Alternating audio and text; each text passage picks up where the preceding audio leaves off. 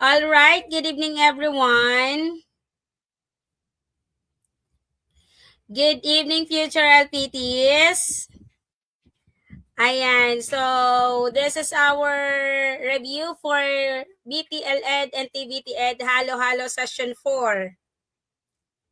So isang mapagpalang gabi sa inyong lahat. Ayan, mga ka-warriors, kumusta? Sino po ang mga presente sa ating live discussion? If you know the answer, kindly comment down in comment section yung mga sagot nyo po, mga TLE warriors. And then don't forget to follow, like, and share our Facebook page. And then sa ating YouTube channel, ayan, so updated tayo every 8 p.m. no, nagkakaroon tayo ng discussion sa ating YouTube channel. So mga nagtatanong kung ano ang pangalan ng ating YouTube channel, so ang pangalan po is Maestra Bicolana TLE, Tambayan Let Online Review. Same lang po dito sa ating mismong Facebook page. And future LPTs, our enrollment for TLE and TVT Ed for September 2026 board examination is still ongoing po. So kaya if you are willing to join in our platforms, pure online discussion, especially in our majorship, so don't hesitate to message us. Okay pa? So ayan teachers, sino-sino na po yung mga nandito, paki-share po ng ating live discussion bago tayo magsimula. Kindly tap your friends, best friends, classmate, na meron po tayong drills for our TLE and TVT Ed. Alright. So, ayan. Ready na po ba for the review? Sino-sino po ba ang nanonood ngayon sa ating live discussion dito sa Maestra Bicolana TLE Tambayan? Okay? Na po ba for the review? Sino-sino po? Okay pa?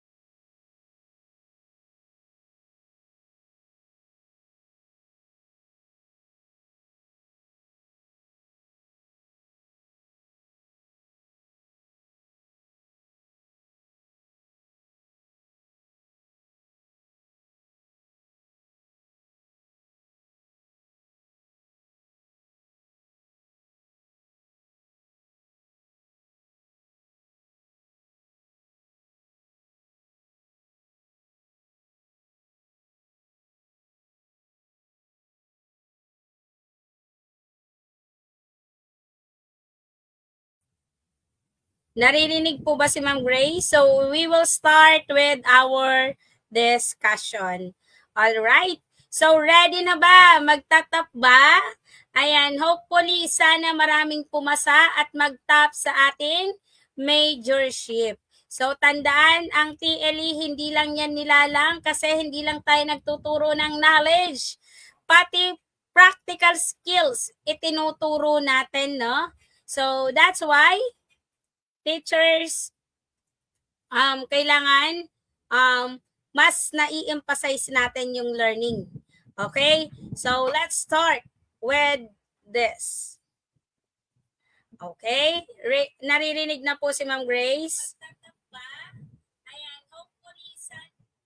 Okay. So, let's start with this question. Ayan. Palitan natin ang kulay. Alright, so I will introduce to you before anything else na magdi-discuss ako sa inyo. I will introduce to you the GRACE method, learning strategies, and technique. And hopefully, teachers, magamit nyo to when you are conducting a review. Especially po kung kayo ay mga self-review. Again, si Ma'am Grace po ay pass the board examination na self-review po. Why? Because dahil sa kakulangan ng pera, hindi afford ni Ma'am Grace na mag-review center. So, kaya I decided po na mag-self-review. Pero, di ba, lagi ko naman sinasabi sa inyo, if may money kayo, pwede kayong mag-enroll sa review center kasi there's a lot of, strategies na i-discuss ng mga lecturer and coaches dyan. So, especially sa mga prop ed at general education. So, pwede kayong mag-review center. So, and teachers, first is we discuss the goal-oriented study planning. So, una, bago tayo mag-review, so kailangan may goal muna tayo. Ano yung goal natin? Ano ba yung mission natin? Okay, so dyan papasok yung planning. Diba? So, it is goal-oriented study planning. So, first, nung panahon ko po, since it is new curriculum, nung nag-take ako ng board examination, I read the TOS. Wala namang masama kung basahin natin yung table of specification, di ba? Kasi doon nag-guide tayo kung ano yung mga dapat nating reviewin. And then, doon sa mismong account ko po, I think, doon sa Ma'am Grace, kakalkalin ko pa yung pinost ko doon kasi nandun yung bagong TOS nung inilabas itong itong new curriculum na TVT Ed tsaka BTL Ed. Okay? So, una sa GRACE, letter G is goal-oriented or study planning. Next is review and recall. So, pag nagre-review tayo, dapat ang mga notes natin, tinatakpan natin yan or tinatago natin. Kasi, we need to monitor kung nare-retain ba sa knowledge natin yung mga pinag-aralan natin. Okay? So, next, letter A is analyze and apply. So, pag in-analyze natin yung bawat question, teachers, kahit ngayon nyo palang yan na-encounter through the use of comprehension. Diba? So, kahit ngayon lang natin yan na-encounter yung tanong na yan, kung marunong tayong mag-eliminate ng bawat choices, at alam natin kung ano yung punto ng bawat tanong, madali po nating mahanap yung tamang sagot. So, you need to analyze and apply. So, dito papasok sino? Si critical thinking. So, next is consistency. Ang importante po dito, teacher, magkaroon tayo ng consistency and discipline. Tamang disiplina sa pagre-review. Hindi yung September pa naman yung board examination, August pwede pa akong mag-review. So ngayon, easy go lucky muna, no? So dapat meron kayong consistency. Hindi po ganyan kadali ang board examination. Okay. So kailangan consistent kayo. Okay? So at least sa isang araw may nare-review kayo at least 10 to 20 question araw-araw at dapat consistent kayo doon. And then, discipline. Tamang disiplina sa sarili. So, minsan, ang number one na natin, di natin mapigilan yung paggamit ng cellphone. Lalo na pag gumamit na ng Facebook. No, gawin natin sa tama ang Facebook. Okay, lalo na kung mag-take kayo ng board examination, Instead na magbasa kayo ng kung ano-ano man, aralin nyo na lang yung mga preparation for the board examination. So, that's the self-regulation. So, pag nagre-review po kayo, teacher, kailangan ini-evaluate nyo rin po yan. Okay, saan ba ako nagkamali? Bakit mali ako rito? O, kaya nga sabi, evaluate and correct. Okay, walang masama kung nagkakamali as long as na itatama natin. Hindi naman yan kawalan sa sarili natin kung nagkamali tayo. Lahat tayo nagkakamali. So that's the reflection. Kailangan marunong kayong mag-reflect. Okay, kasi kung ayaw nyo pong kinokorek or naiko-correct, delikado yan pag nasa trabaho na tayo. 'Di ba? So, sa trabaho, pag may nakikitang mali ang manager, natural, kinokorek tayo, di ba? So, ganun din sa board examination. Di ba? So, you need to evaluate kung ano yung mga mistake mo. Pag nilay-nilayan ninyo, bakit kayo doon nagkamali? Okay po, that's the reflection. So, now, I will shout out kay Ma'am Lisa Gonzalez Guevara from Zamboanga City. Watching from Zamboanga City. All right, so teacher, let's start with question number 1. It is an electronic device used to limit the flow of electric current. Okay, again, I will repeat the question. It is an electronic devices used to limit the flow of electric current. A, capacitor. B, resistor. C, is it a transistor, or letter D, is it a diode? So what is the correct answer here? Ano po ba ang tamang sagot dito, mga ka-warriors? Is it A, B, C, or D? Ayan, sa mga nanonood po, mga ka-warriors, don't forget to like, follow, and share po sa ating mismong Facebook page. Okay po? Naririnig po ba? Mga ma'am and sir, malakas kasi ang ulan dito. Teachers, ang tinatanong is limit the flow of electric current. 'Di ba? So, pag ang capacitor ang pinili nyo, maling desisyon yan sa buhay. Ano ang purpose ng capacitor? Dito tayo nag-store ng ano? Dito tayo nag-store ng electrical energy. Okay? So, ano nga po ang capacitor? They will be storing the electrical energy in the electric field. So, yun yung purpose ni capacitor. So, hindi po si capacitor ang naglilimit ng current flow directly. Kaya mali po si letter A. Transistor naman, teachers, hala, parang na-discuss ko to kagabi. Si transistor, teachers, di ba? It is an act as a switch or amplifier. Oh, it is a type of amplifier. So, it is not a primary use for limit the flow of the current. So, we have two choices, either B and D. So, since the point of the question is to limit the flow of current, ang sagot po dyan is the resistor. Diba ang diode, teacher?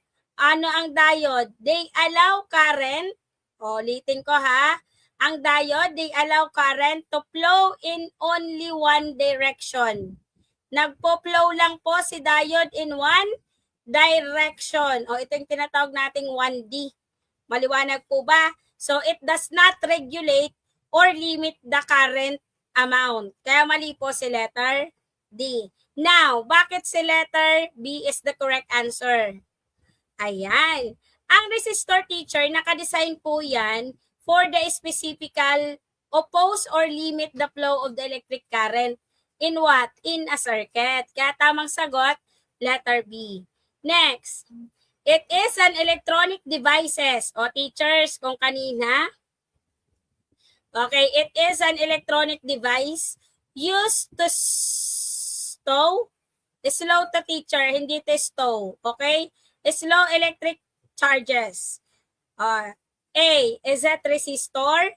B, transistor. C, diode. Or letter D, capacitor. So, what is the correct answer, teachers? Okay, what is the correct answer here? Is it alpha, beta, Charlie, or Delta. So what is the correct answer?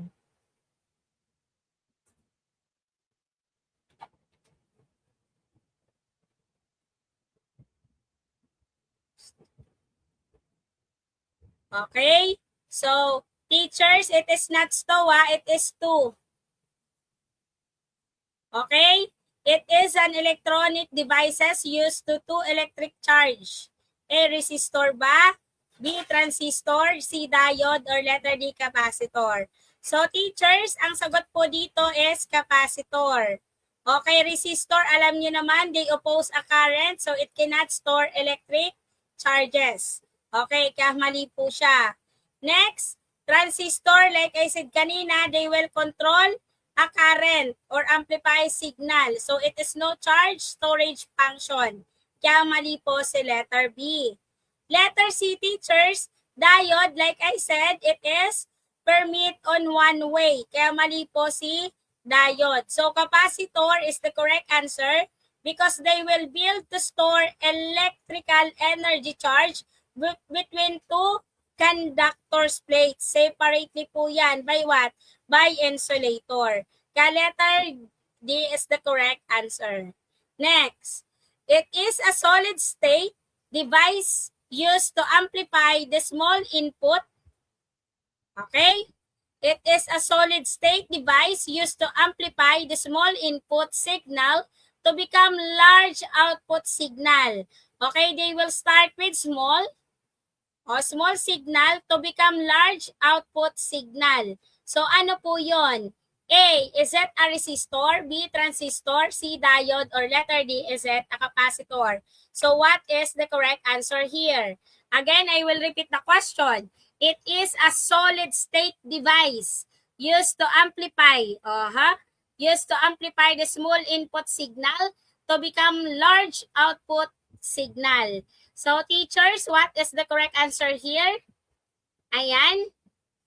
Okay, 1, 2, 3, 4, 5. Okay, so the answer is, anong sagot? The answer is letter, very good. Letter B, transistor. Okay, so kumbaga, inaano lang natin yan, repetition ba? Kumbaga. So, ano nga po ulit sa resistor? Bakit mali? Okay, resistor, they will reduces a current voltage. It means resistors, wala po siyang amplification capability. Kaya mali po si letter A. Next, diode. O, di ba si diode, it conducts in one direction only. So, ibig sabihin, it cannot be amplify yung signal niya. Kaya mali si diode. Capacitor, they will store what? Charge or block the direct current. So, it means it does not amplify. Maliwanag po ba, teachers? So, ang sagot, transistor. Si transistor po, siya po ang tinatawag nating solid state. Maliwanag po ba? Ano yung component ng transistor? It is the component that use what? Small input and ito yung mga small input signal to control the larger output signal. Okay, so it is enabled for what? Amplification. Kaya tamang sagot is transistor. Next, it is the simplest solid state device which is used as rectifier. Okay, it is the simplest solid state device which is used as rectifier. A, transistor. B, diode. C, resistors. Or letter D, is it capacitor? So teachers, what is the correct answer? Is it A, B, C, or D? Ano po ang tamang sagot? Okay, I'll give you a few minutes to answer. Okay, ano po ang sagot?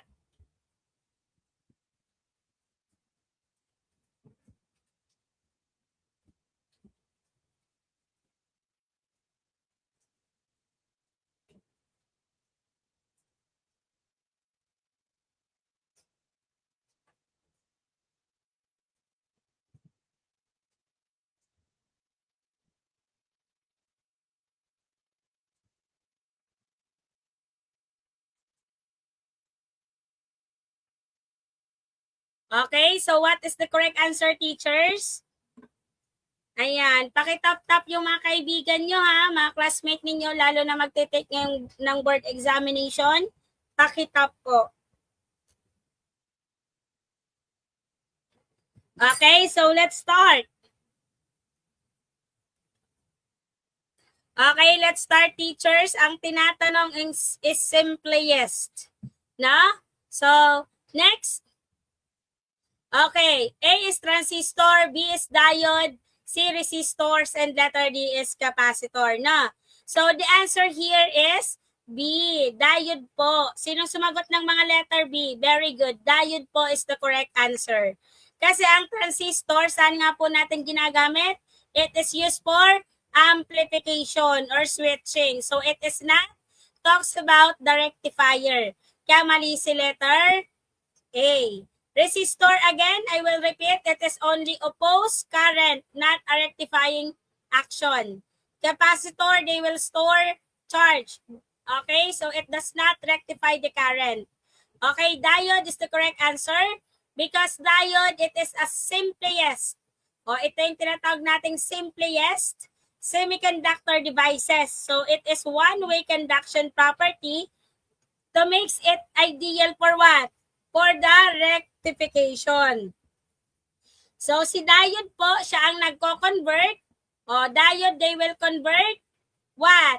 From alternating current going to direct current. So, nagpo-flow po siya in one direction only. 1D, kumbaga. Okay, so the answer is letter B. Next one. It is a kind of electronic equipment used to measure resistance. O ito ay isang electronic equipment para daw ma-measure ang alin? Ang resistance. A, is it voltmeter? B, ohmmeter? C, ammeter? Or letter D, is it wattmeter? So what is the correct answer here? Is it A, B, C, or D? Ano po yung tamang sagot, mga ka-warriors? Ayan, ano po ang sagot, mga ka-warriors? All right. So the answer is, ano pong sagot? The answer is letter B. Is it ohmmeter po ang sagot? Maliwanag. Si voltmeter, they will measure yung voltage niya. So ibig sabihin, it is potential different. Okay, so it is the unit of volt, kaya mali po siya, resistance ang hinahanap natin. Ammeter naman, they will measure what? The electric current. So, ang unit niyan is ampere. Oh. So, wattmeter naman, they will measure yung electrical power. So, anong unit ni wattmeter? It is watts. Okay, for the resistance, the answer is ohmmeter. Okay, so it is specifically nakadesign na po yan to measure yung mga electrical resistance. So, anong unit niya?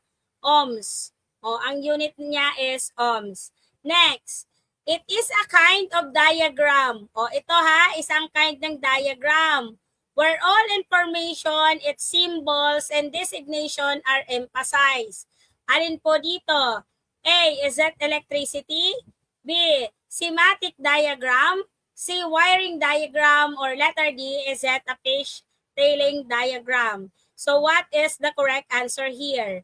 Is it A, B, C, or D? Ano po ang tamang sagot, mga ka-warriors? Alright, anong isasagot ng future LPTs natin? Very good, the answer is schematic diagram. Electricity po, it is a form of what? Form of energy. Okay, form po yan ng energy, kaya mali po sa electricity. So, ibig sabihin, electricity, it is not a type of diagram. Maliwanag po. So, wiring diagram, is it wrong? Mali po ang wiring.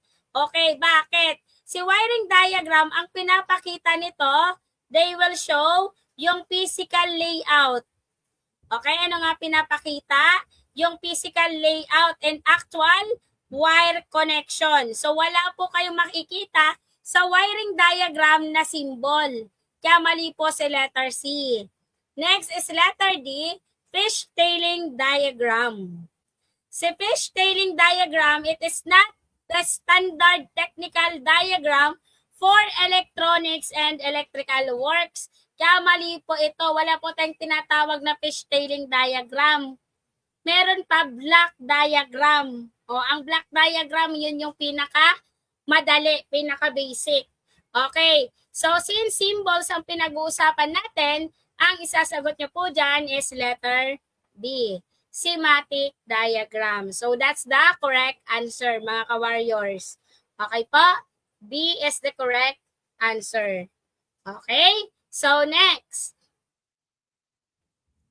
It is a branch of physics which deals with the study of the behavior, properties, and control electrons in the circuit. A. Electricity. B. Electronics. C. Radio mechanics. Or letter D. Is it a computer? So what is the correct answer? Again, I will repeat the question. It is a branch of physics which deals with the study of the behavior, properties, and control electrons in the circuit. A. Electricity. B. Electronics. C. Radio mechanics. Or letter D. Is it a computer? So what is the correct answer? Branch of physics, ha? O nagko-control ng electron. Since elimination method ang technique na gagamitin natin, ang tatanggalin po natin, teachers, is no other than the computer. Okay, anong computer? Is it a machine devices? Ano nga pa ang computer? Machine devices po yan. So it is not the field of study about electron. Kamali po si letter D. Next is electricity. Ang electricity, it deals with what? With flow of charge and effect of electric current general. Naka-general po yan. Kamali po si letter A. Si letter B, pag sinabi nating electronics and radio mechanics, is it okay? Very good. Shout out kay Ma'am Fatima Joy Lebron. Okay, so electronics or radio mechanics? The answer is electronics. Ang radio mechanics, teachers, it is focused on what? Naka-focus lang po siya sa mga radio equipment, sa mga maintenance. Okay, so it is not a broad basic branches. Kamali po si letter C. Now, bakit si letter B ang tamang sagot? It because it is a specialized branch of physics and engineering studying the behavior and control and use of what? Electrons. Okay, they will show of electrons in a circuit devices. Kaya tamang sagot is electronic. Maliwanag po ba, teachers? Clear po ba yung boses ko? Malakas po kasi ang ulan dito sa amin. So kaya nakikipagsabayan ako sa ingay tsaka sa ng ulan. Nakikipagsabayan ako sa boses. Okay? So, now teachers,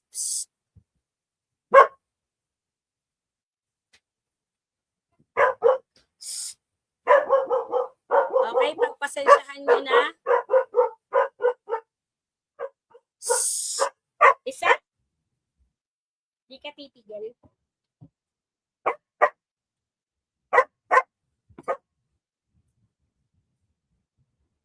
Okay. So, maingay pa rin kasi Bebo. Maingay pa rin yung aso. Wait lang, guys.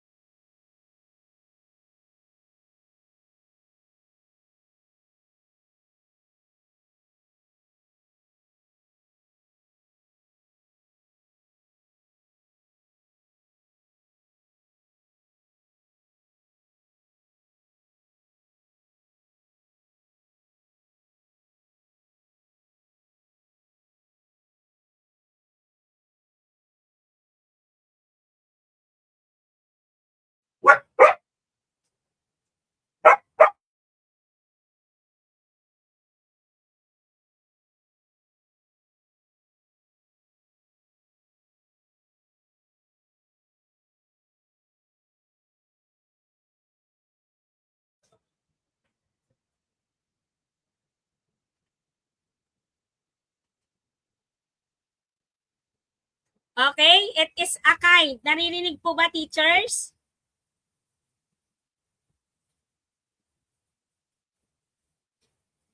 Alright, so naririnig na po.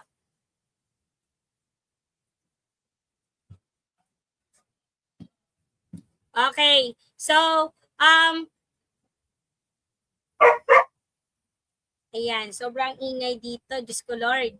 Okay, so teachers,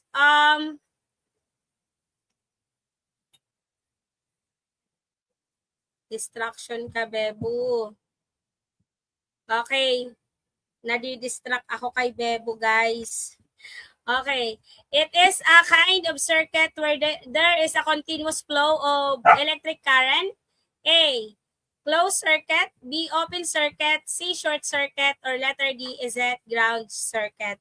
So, based on the point of the question, teachers, what is the correct answer? What is the correct answer? Ayan. So, anong sagot? Is it A, B, C, or D? Okay. So, ayan. Para akong nagsasaway ng bata dito sa bahay. Diyos ko Lord. Pag may bisita, ang ingay ng asong to.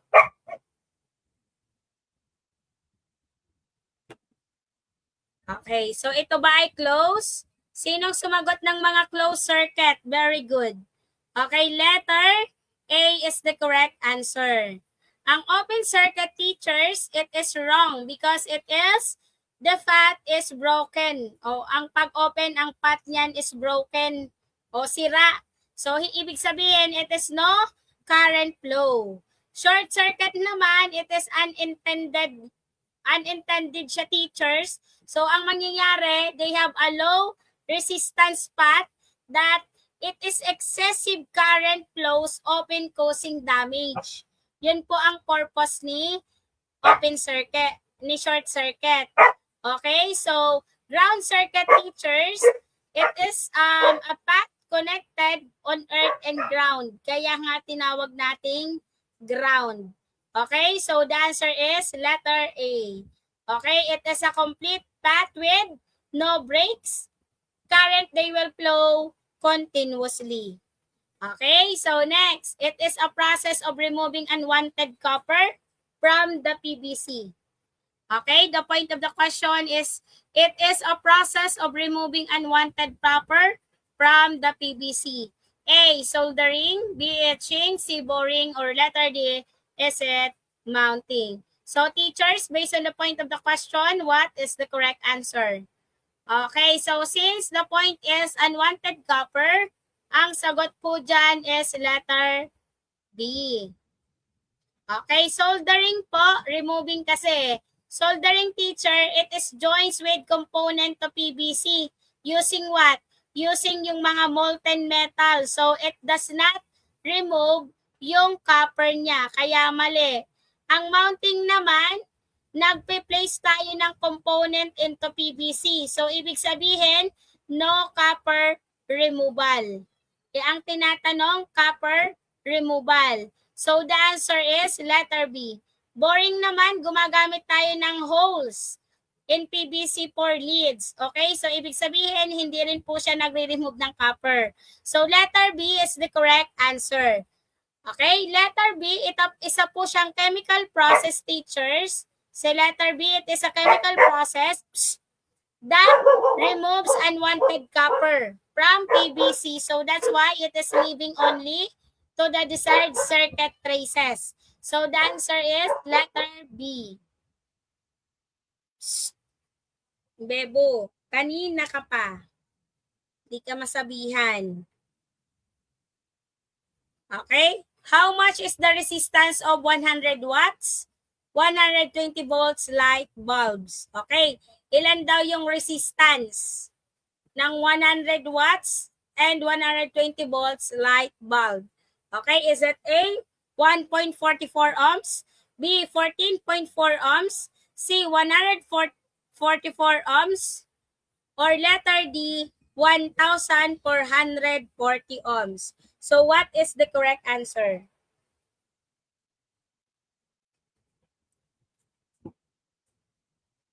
So, what is the correct answer?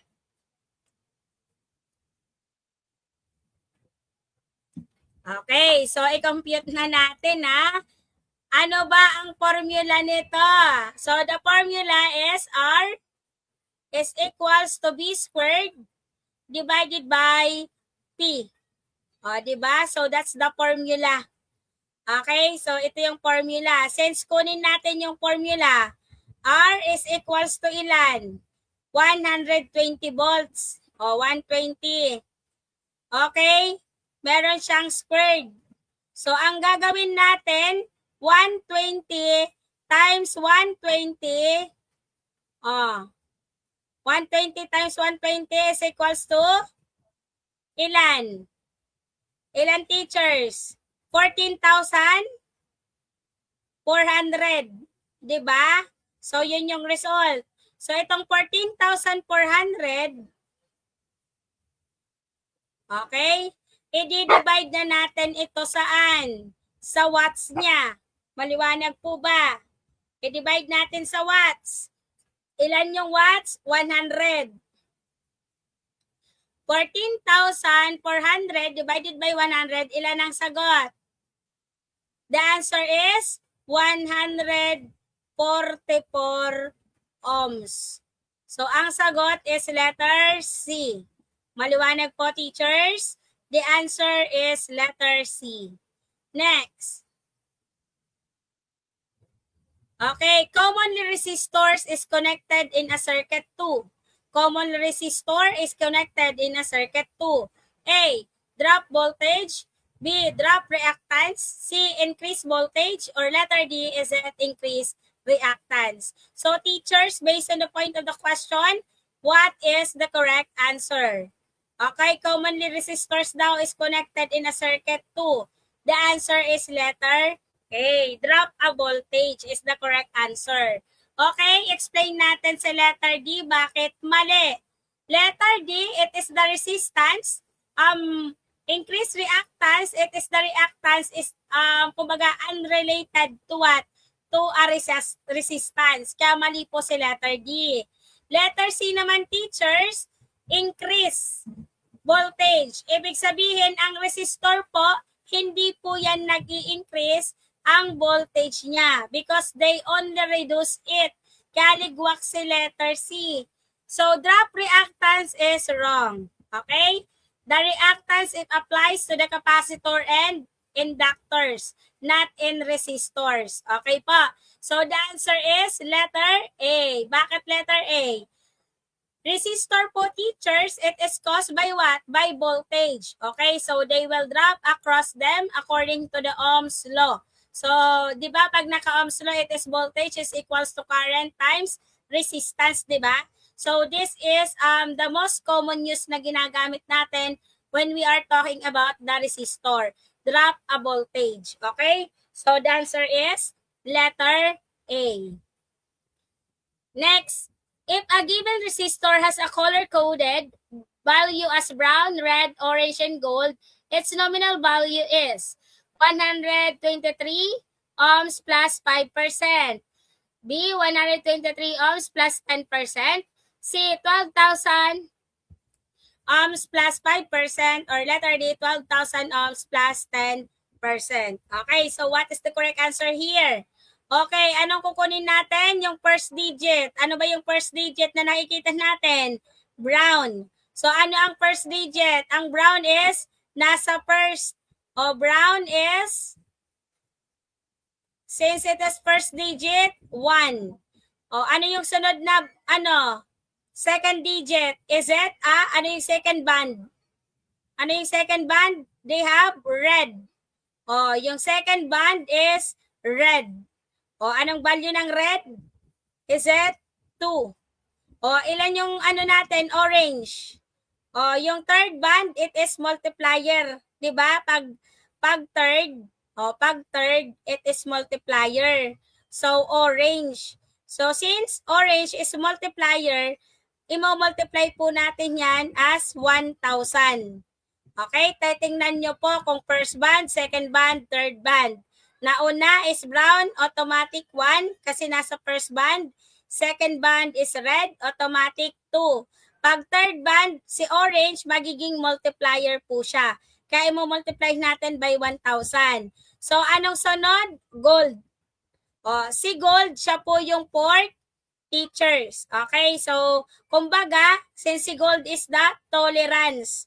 Okay, ibig sabihin, di ba, pag gold is set, positive 5. Di ba? Positive 5%. Ngayon, anong gagawin natin para makuha natin yung value? Ang unang gagawin natin is 2. Kunin natin si first band, 1. Sunod, si second band is si 2. Okay, ilan na? 12. Ngayon, kukunin natin si third band, which is the multiplier. I-multiply natin si 12 by 1,000. So, ilan ang sagot? Ilan ang sagot? Alright, the answer is 12,000 teachers. Oh, may nakalimutan si fourth band. Oh, since it is gold, 12,000 ohms and positive 5%. So, anong sagot? The answer is letter C. Maliwanag po, teachers? Naunawaan po ba? Okay, so next one. When two resistors having different values are connected in parallel, so their total resistance now can be calculated as, okay, A, is that RT is equals to N divided by 2. B, RT is equals to R1 plus R2. C, 1 divided by RT is equals to 1 divided by R1 plus 1 divided by R2. Or letter D, is that none of the above? So teachers, based on the point of the question, what is the correct answer? Since meron daw two resistors. Ang tinatanong, when two resistors having a different values na nakakonect saan? Sa parallel. So, ilan daw yung total resistance can be calculated? So, kung makikita nyo, ano bang formula ang gagamitin natin dito? Okay, so anong sagot?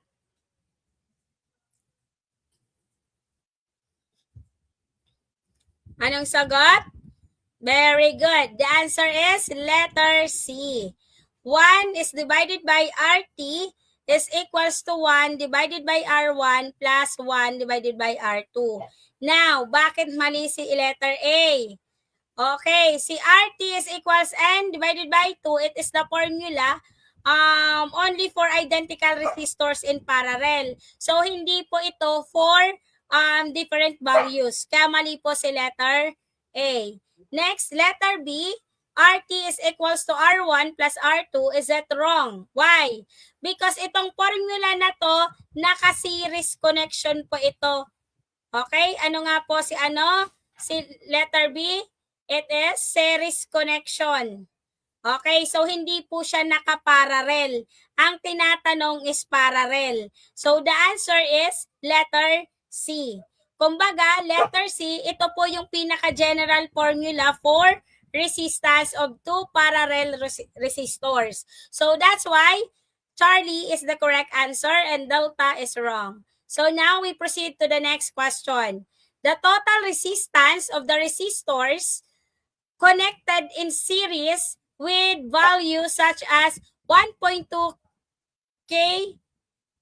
ohms and 500 ohms. Okay? So, what is the correct answer, teachers? The total resistance of the resistors connected in series with value such as 1.2K ohms and 500 ohms. So, since naka-series, ano po ang computation dito? Addition lamang. Okay, addition lamang ang computation dito.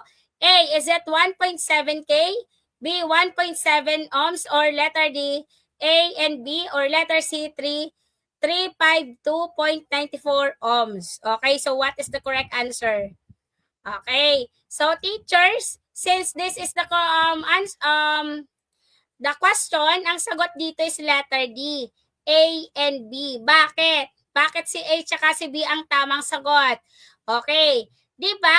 Naka 1.2K ohms yan. So, i-add lang natin na. So, 1,200, si kilowatt, si K, convert na natin. Okay, so, 1,200, i-add lang natin sa 500 ohms. So, ang total is 1,700 ohms. O, di ba? So, ngayon, teachers, Si 1,200, tama po yan, the value of ohms. Yan yung value ng ohms. Si 1.7 naman, it is correct because it is the value of kilo ohms. O, kilo ohms. Okay, so that's why itong si si letter C, si letter D is the correct answer. Maliwanag po? The answer is delta. So lahat po yan, 1.7 or 1.7 k ohms is correct. So kumbaga ito si A kilo ohms yan. Okay? So next.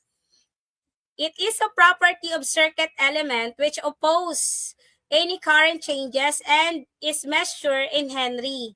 This is called, mini-measure daw natin in Henry. Okay, so is it? Ayan. Okay, is it what? Is it A, B, C, or D? Okay, so teachers, it is a property of circuit element which opposes any current change and is measured in Henry. This is called A, capacitance, B, inductance, C, resistance, or letter D, is it conductance. So teachers, the answer here is inductance. Kasi ang capacitance, teachers, it is the ability to store charge. Okay, di ba? Sabi ko kanina, na-discuss ko rin to sa unang tanong. 'Di ba? Na ang capacitance, ang ability niya is to store the charge. So it is ang unit ng capacitance is farad. Okay, ano nga ang unit ng capacitance? Farad. Okay? So pag sinabi namang resistance, it opposes the current flow. So anong unit ng resistance? Ohms. Okay? So, conductance naman, teachers, it is wrong kasi they will ace of current flow. So, ang unit nito is Siemens, kumbaga.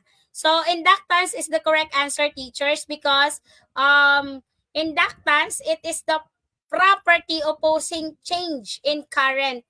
So, ang unit po ni inductance lagi as Henry. Naka-Henry po yan sa inductance. Tandaan ha, pag sinabing farad, capacitance. Pag sinabing ohms, resistance. Pag sinabing Siemens, Siemens.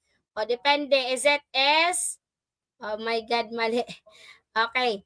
S, I, E, M, E, N. Okay, so that's the conductance. Pag inductance, is it Henry? Kaya ang tamang sagot is letter B.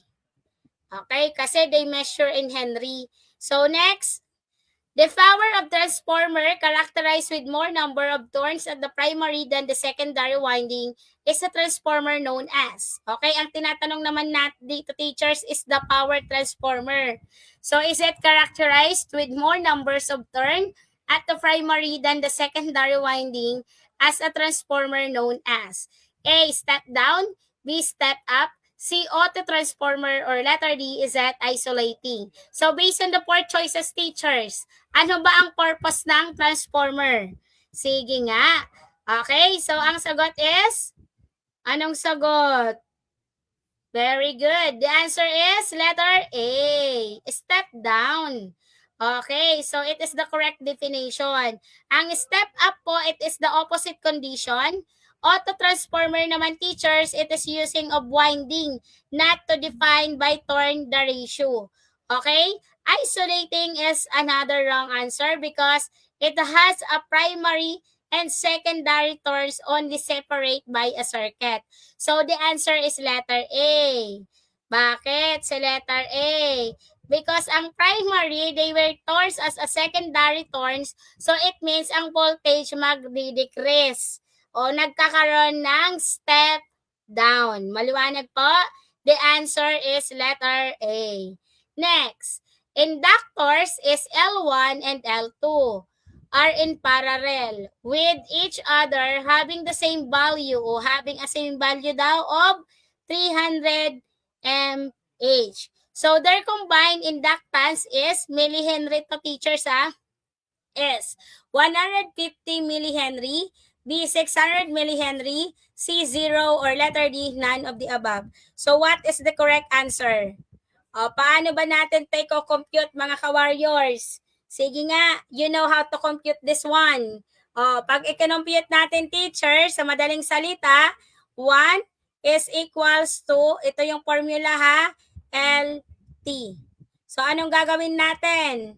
O, itong formula ha, 1 divided by L1 plus 1 divided by L2. So, that's the formula. So, since it is same value, same value ang nakalagay ha, ilan yung value?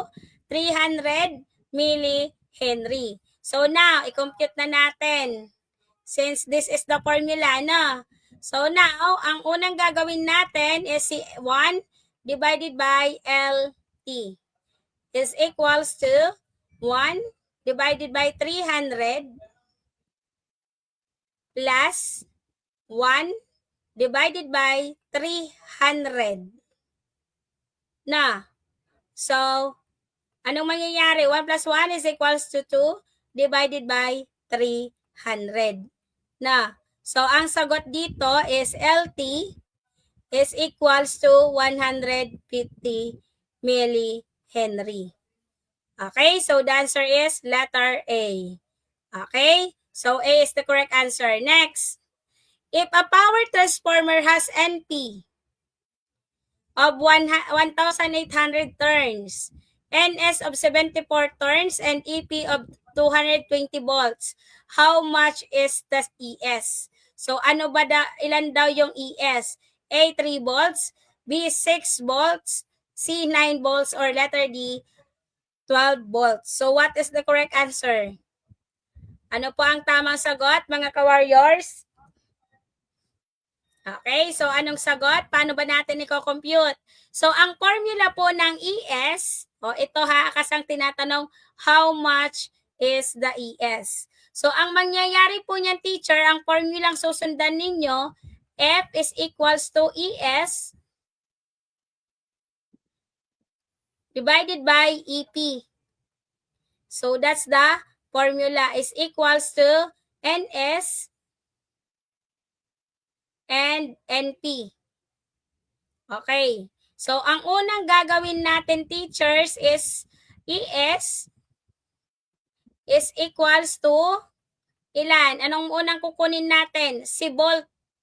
Ilan si volt? Si EP volt is 220. Si 220 ang gagawin natin, i-multiply natin by what? By 74. Okay? 220 divided times 220 times 74. Divided by 180. Ilan ang sagot? 220 times 74 divided by 180. Okay, ilan ang voltage niya? Tama po ba yung computation ni Ma'am Grace? It is 9 point ilan? 0.4. So, it is equivalent of 9 voltage. Okay? So, wala naman kayong nakikitang 9.04 dyan. Alin ang pinakamalapit? Si letter C. 9 volt. Okay po? So, the answer is Charlie. Next. Capacitors property which say how much charge can be stored unit dielectric is referred to as. Okay? Capacitor property which say how much charge can be stored units dielectric is referred to as A, resistance, B, conductance, C, inductance, or letter D is it capacitance. So what is the correct answer, teachers?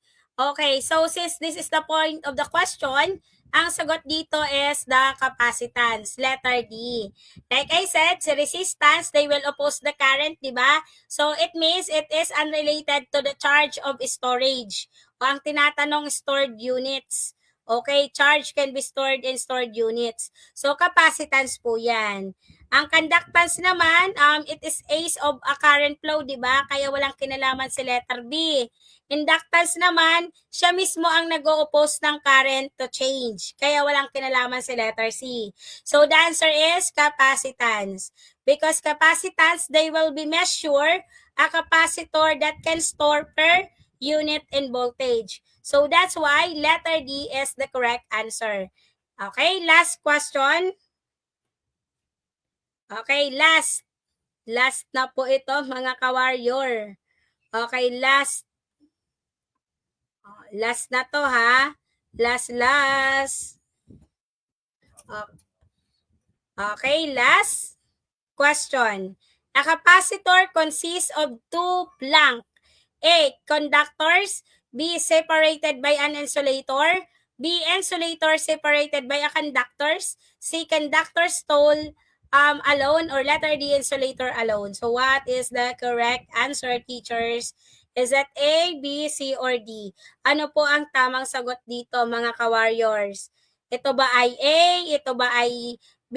Ito ba ay C? Or ito ba ay letter D? Okay, so ang sagot dito, teachers, is letter A. Okay, conductor separated by an insulator. Okay, letter B, is it wrong? Because mali po ang arrangement niya. Okay, so hindi po mag-store ang charges nito. So si letter C naman, teachers, mali po si conductors. Okay, conductors alone, si letter C, because they have no separation. So they have a short circuit. They cannot store charge. Okay, insulator is wrong. So the answer is letter A. Letter A, kumbaga, it is the structure that yung plates niya, yun yung conductors plus dielectric. So, yun yung insulator inside. So, the answer is letter A. Okay? So, mga ka-warriors, thank you so much sa panonood at pakikinig kay Maestra Bicolana TL Itambayan. So, samahan niyo po ako mamaya at 8 p.m. sa, discussion natin for general education. Okay? So, general education po tayo for, ayan, sorry. Wait lang. Okay? So, general education po tayo mamaya at 8 p.m. So, teachers, thank you so much. Thank you sa pakikinig. And then, maraming salamat po. Ako po ay mag-e-end na because at exactly 8 or 8:10, 8 to 8:10, we will proceed to the discussion for the mid-review for general education. So, it is exclusive only for sa lahat po ng nag-avail sa ating promo. So, that's all, teachers. Thank you so much. Maraming salamat sa mga nag-share at nag-like sa ating pre-live lectures. Okay? That's all, teachers. Thank you and God bless.